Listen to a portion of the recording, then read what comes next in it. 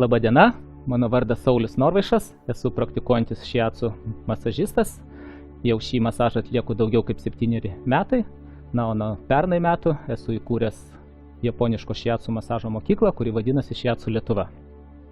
Šiandieną norėčiau pasidalinti savo žiniomis ir patirtim, kaip atlikti japonų šiatsų masažą. O pats principas masažo atlikimo tai yra labai paprastas ir jį gali įvaldyti kiekvienas. Tai mano tikslas yra būtent išmokyti jūs tų bazinių šiatsų elementų, kad jūs galėtumėt taikyti namuose savo artimiesiems. Taip pat, jeigu jūs įvaldysit šitą techniką, jūs galėsit jos principus pritaikyti ir būdami gamtoje, tai pavyzdžiui pasiguldyti tiesiog savo artimai ant kažkokio tai pledo, dekio ir padaryti tą masažą.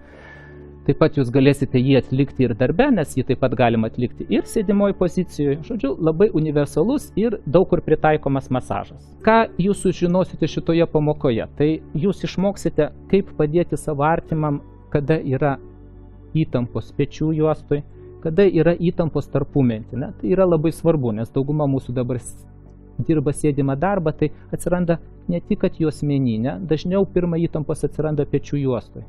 Tai to pasiekoje kas sutrinka? Mūsų kraujotaka, ypač galvos kraujagyslių sistema visa sutrinka. Tai šita sistema labai svarbu atpalaiduoti. Tai akcentuosim šitą sritį. Toliau kaklo masažas. Taip pat yra labai svarbu, vėlgi dėl tos pačios kraujotakos, dėl tos pačios endokrininės sistemos, dėl tos pačios mūsų nervų sistemos autonominės, tai yra, kas priklauso simpatika ir parasimpatika. Jūs sužinosite, kaip masažuoti kojas, tai vėlgi yra labai svarbu, vėlgi dėl tos pačios priežasties, kad mes mažai judame ir atsiranda raumenų atrofija, tai yra kojos būna pastoviai sulenktos, tai automatiškai atsiranda pradžioj raumenys nusilpnėja, paskui jie susitraukia. Tai tas turėtų būti labai aktualu moterims, nes kada raumenys sutrumpėja susitraukia, vėlgi dėl to iš karto pablogėja visa kraujotaka, o jeigu pablogėja kraujotakai, tai visa medžiagų apykaita, o jeigu pablogėja medžiagų apykaita, tai kas atsiranda?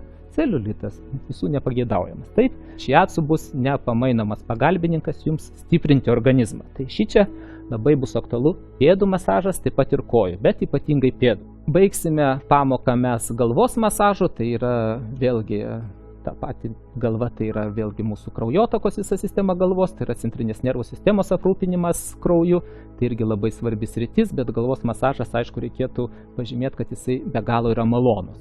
Galima daryti tiek ir po darbo dienos, tiek ir laisvalaikiu, tiek ir televizorių bežiūrint. Galvos masažas yra taikytinas bet kada ir bet kur.